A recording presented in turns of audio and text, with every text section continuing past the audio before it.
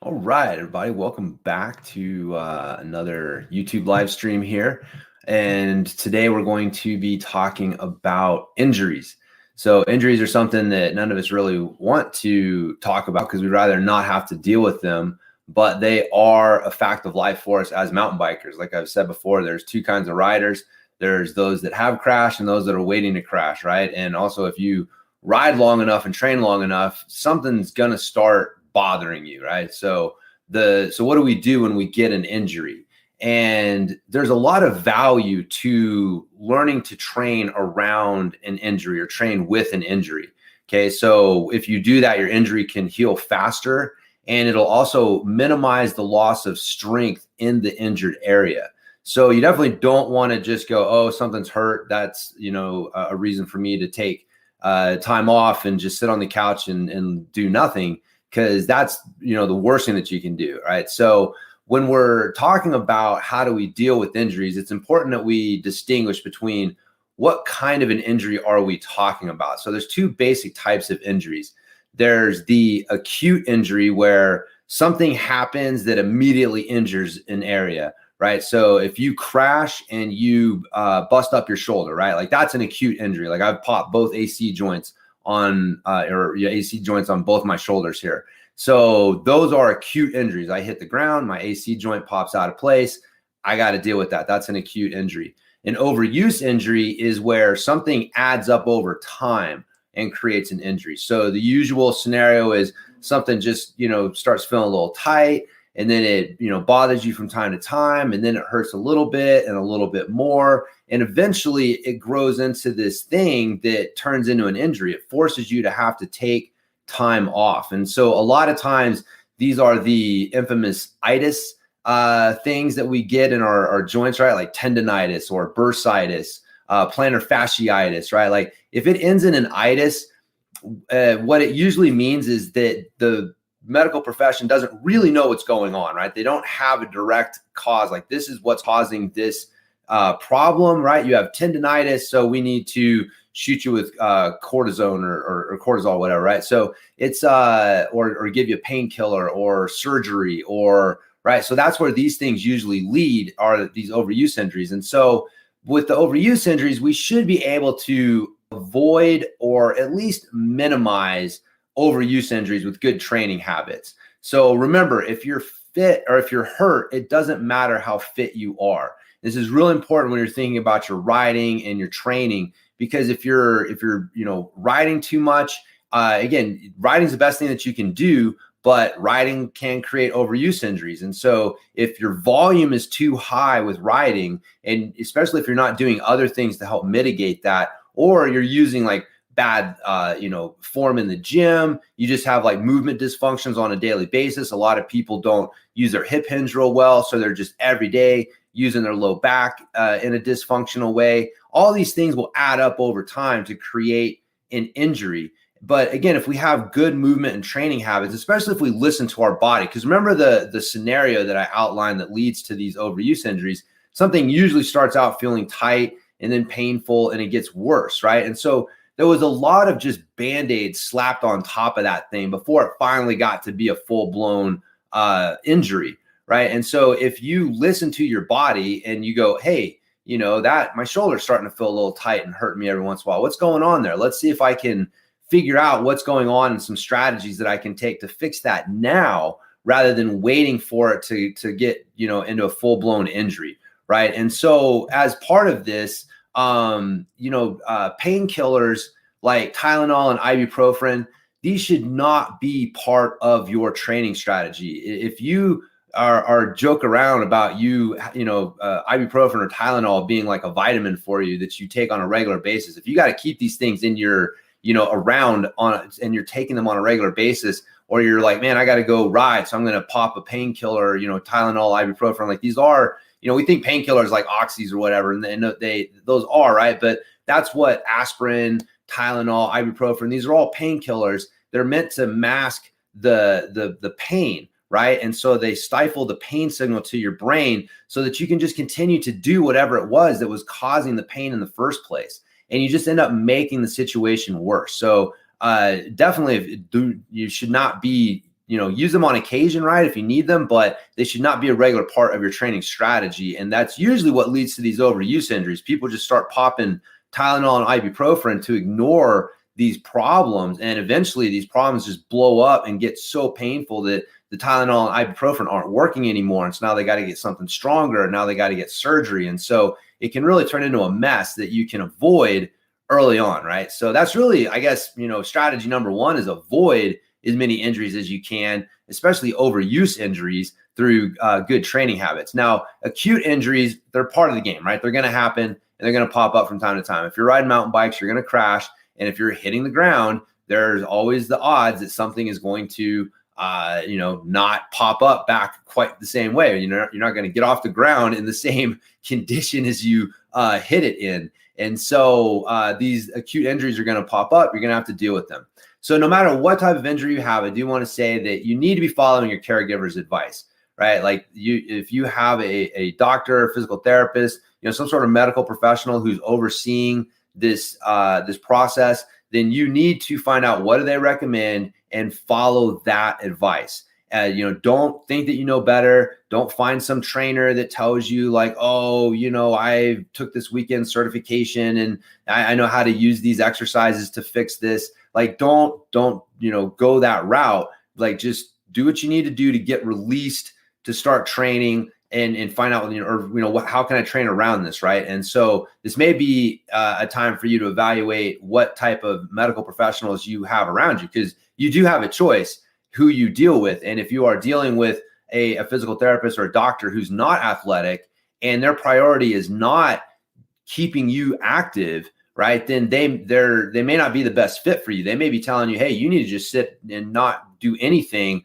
And whereas you could find another medical professional who is a little more active or deals with athletes on a regular basis. And so they're going to be much more likely to give you advice that's going to be good for keeping you headed in the right direction, rather than just telling you, hey, take this painkiller and just sit on the couch and wait for it to heal. Right. So anyways, but whoever you do choose as your medical professional, make sure you're following their advice. But in general, when you are dealing with an injury, you want to avoid pain. Like, pain is your body's feedback letting you know that something's wrong.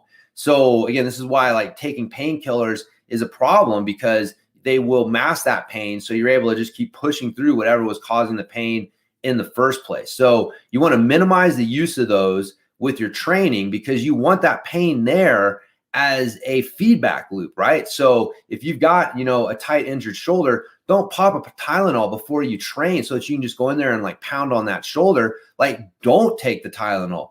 Go in there and work out. And if it starts hurting, like, oh, I shouldn't be doing that. This is a problem for me.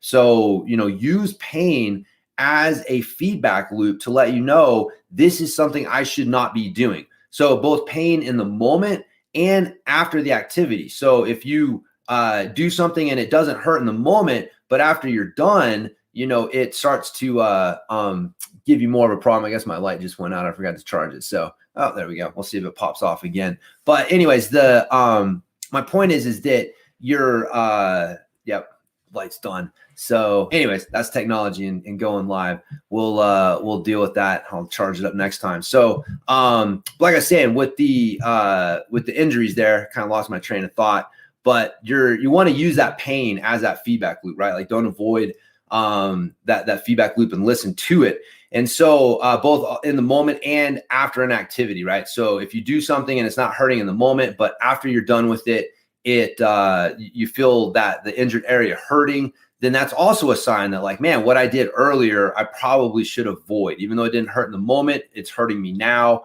And so that's not a good thing for me to do for me to get this injury to get better. Excuse me. So one of the things if you have an overuse injury, you want to figure out what is the problem that is causing it and fix it, right? And so with this, it's usually a non-painful dysfunctional joint that is immediately above or below the painful area. Now, what this means is, like, say you have a low back, right? So your low back is hurting. And so your low back is probably not the problem. It's part of the problem, but it's not the problem. there's probably a joint, right? Like your hips are a good example. Most people don't move well with their hips. The hips are the joint directly below the lower back. If you don't move well with your hips, then you're going to use the low back in a dysfunctional way. Excuse me. Now, so what's the problem? Is it the painful lower back, or is it the dysfunctional hips? The hips may not hurt, right? But they don't move properly. But that's where the problem is. And so if with these overuse injuries, you're only looking at where the pain is, then you're going to miss what the actual problem is. So having a strategy to figure out, like, all right, which joint is causing this pain, and I need to address that. And as part of this, there's this old model of thinking about how joints in the body should stack on top of each other that's really useful to keep in mind, which is there's an alternating layering of mobile and stable and mobile joints, right? So you have stable joints on top of mobile joints, on top of stable joints, on top of mobile joints. So for example, you want your ankles to be mobile. That should be a mobile joint. Your knees, the joint directly above the ankles, you want those to be stable, right? The hips directly above the knees, you want them to be mobile. The low back directly above the hips, you want that to be stable. Your thoracic spine, which is above the lower back, you want that to be mobile, right? You want your cervical spine, your neck to be stable, right? And so if you have a problem, if you are stiff in your hips, then you're going to create more mobility out of your lower back than you need, because you're having to use a joint that should be stable and inject mobility into it to make up for a lack of mobility in another joint. And so this is what oftentimes leads to these overuse injuries. Again, the lower back is a great example of this, as to how a tight thoracic spine and your tight hips are creating a problem that's manifesting itself as pain in the lower back. And so, but you need to address the actual problem. Now, as you do this, you may need to cut back on your weight and volume to affect the type of change you need to improve your movement patterns. And so this can definitely be a problem for people who've lifted for a while. You know, they've gotten decent strength numbers. They have this idea of like, this is how strong I am, and these are the kind of workouts that I do.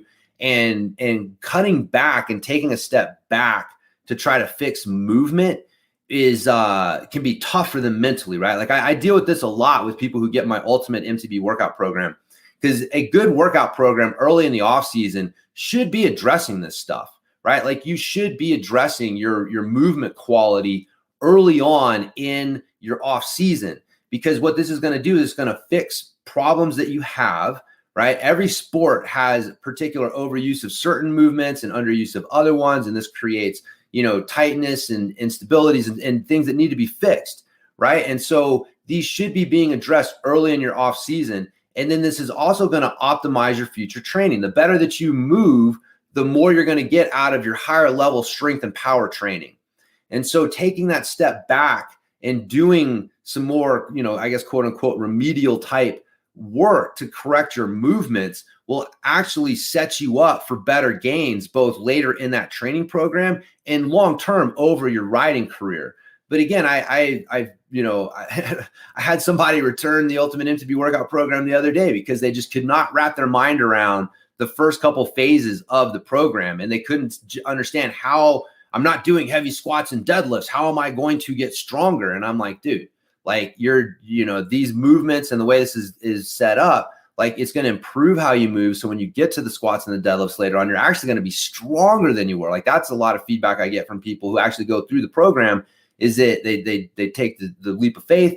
They start out with the first couple phases, which cuts things back. And when they get back to those big lifts, they're actually stronger than they were because they're moving better and more efficiently. So make sure that you're addressing the actual problem if you have an overuse injury. So while the injury is healing, right? Like if your lower back is hurting, then making sure you're not doing things that irritate it, strategies to help stretch that out and get it feeling better. But you also need to be addressing the problem and figuring out what that problem is. So if you have an acute injury, then you need to just work around it, right? Like if you've, busted your knee or broken a bone or popped your shoulder or whatever that is, then it's just a matter of like, hey man, you just need to let that heal, right?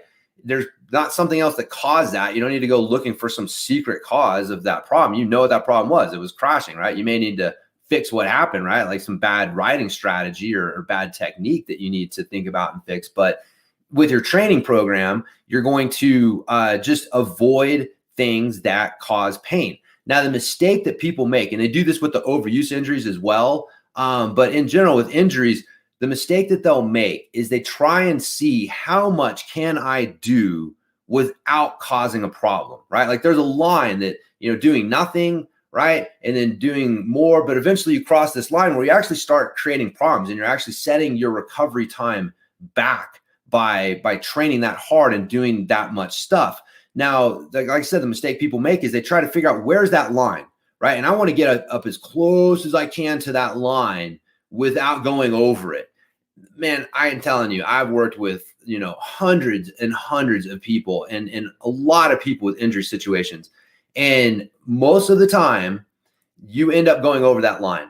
Like I'd say 9 times out of 10, you're going to end up going over that line on some level. If you're trying to walk that line as fine as you can, do as much as you can without causing a problem, boom, you're going to go over that line. You're going to set your own recovery back, right? So what I suggest is that you just focus on recovery, right? Don't worry about training as hard as you can. Worry about getting the injury to recover as quickly as you can. Do what you can around it, right? But your main priority is to heal as fast as possible. Don't do anything that's going to set your healing process back, because what you want to do is get back to normal training as fast as possible. Don't do half-ass training, like you may train a little harder, but it sets it if you're trying to figure out where that line is and how much can I do, but you're probably going to end up taking longer to heal, right? So you got like this half-ass workaround training for longer versus like a shorter healing time. You just compress it. Okay, I'm just going to, I'm doing some work, but my main priority is healing this injury.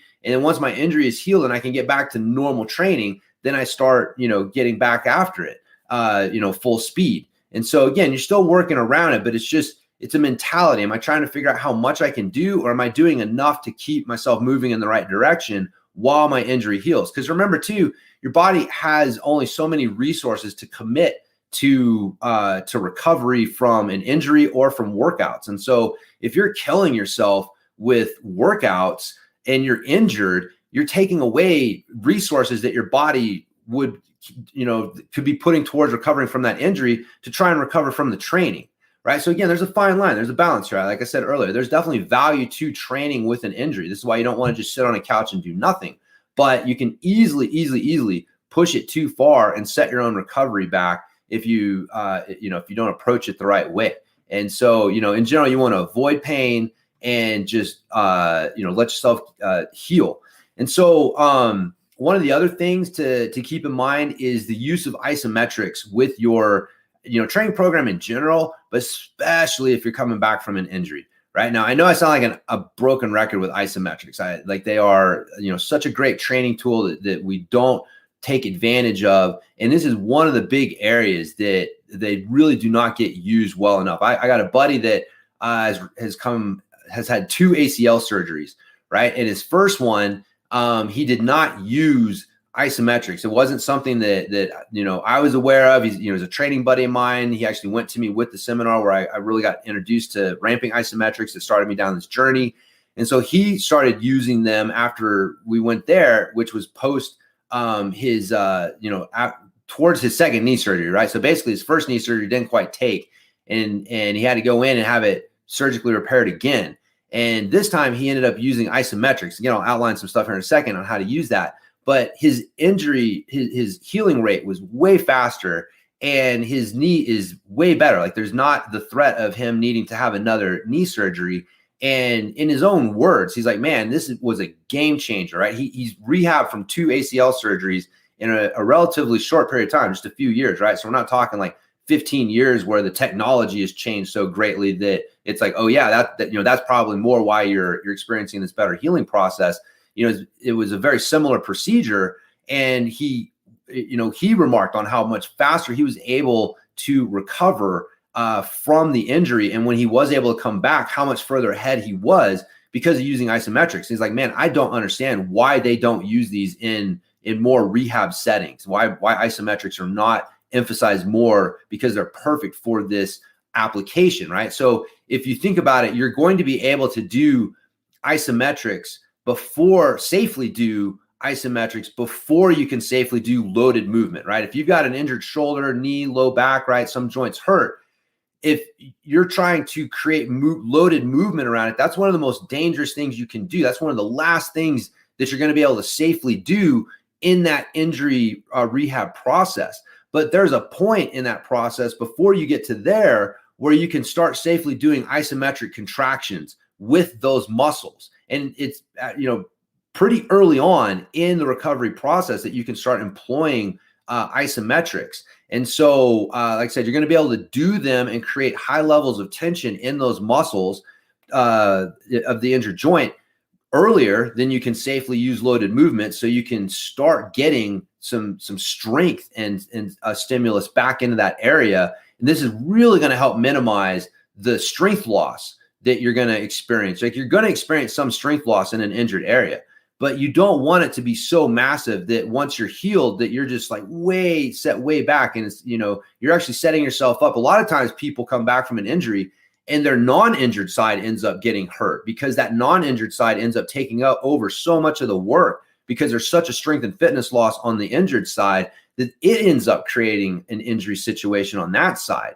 And so you want to, with using isometrics, you can minimize greatly. I mean, strength training in general, right? There's some carryover effect. It seems like, if I've got my left arm's injured and I train my right arm, there's some sort of carryover to that left arm neurologically as well, right? So regular strength training will have this carryover effect, but isometrics are even better for it because you're actually able to, besides this carryover effect, you're able to actually get some tension in those muscles and in that area itself and do it in a very safe way. And isometric strength is stability. The more isometric strength you have, the more stability that you have. And stability is what's often lacking for people when they first come back from an injury, right? They come back and the joint may be signed off as like, oh yeah, you're safe, but it doesn't feel stable. It doesn't feel the same. And so people don't trust it. It takes a while to get back to where they feel like that joint is going to be there for them when they need it. And that is a lack of stability. Your brain sensing a lack of stability in that joint.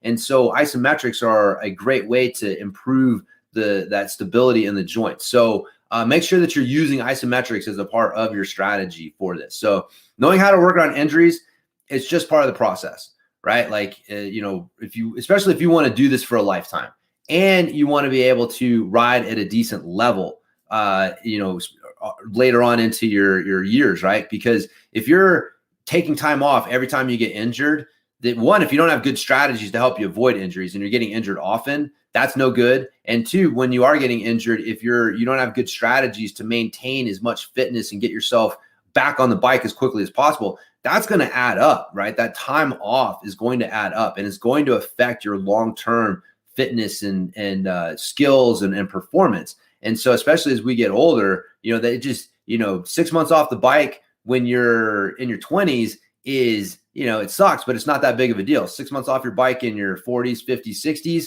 man, you may not ever come back and be the same, right? And so you want to try to avoid those scenarios as much as you can. So something that can help, right? Just a shameless plug here at the end.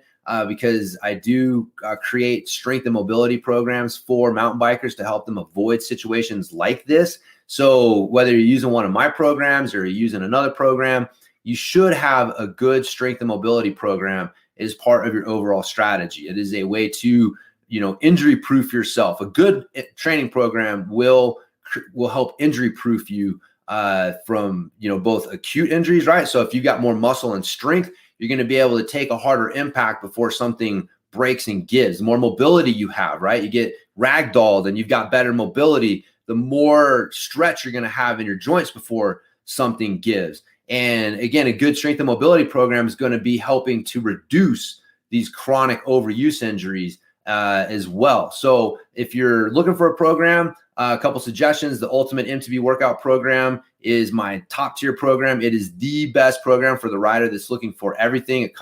It's a full annual training program, covers, training, cardio, skills, touch on nutrition, mindset. I mean, there's just nothing that goes into being a better rider is untouched with this training program. It truly is the ultimate MTB workout program. And if you want a minimalist program, something on the other extreme, you want something that's very simple and very minimalist, but still delivers good results, I got the Atomic Strength Training Program, which is my isometric specific training program, which also has mobility as well. So it covers that aspect. But so again, I've got some different training options. You can check them out at bikejames.com. So anyways, hopefully you guys have gotten some good info from this, giving you some things that you can use when the unfortunate time comes up that you do need to deal with an injury. And again, remember, I'm always here, James at bikejames.com. You got any questions about what you heard here, or you're dealing with an injury and you got some questions, let me know. I'm always happy to help. So yeah, I'm going to go ahead and sign off, and I will talk to everybody next time.